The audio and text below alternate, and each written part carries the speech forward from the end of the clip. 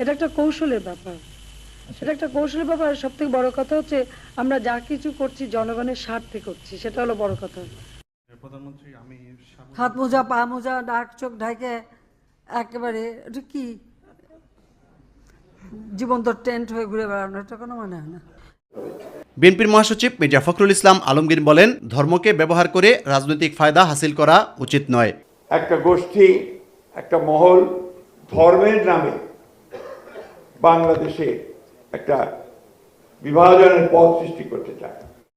জামাত চরমনের সাথে পাল্লা দিতে তারেক রহমানের নির্দেশে মির্জা ফখরুল ইসলাম আলমগীররা যা করছেন, এটা হচ্ছে ধর্ম ব্যবসার প্রকৃষ্ট উদাহরণ, ধর্ম ব্যবসার text book example, practical example, experiment.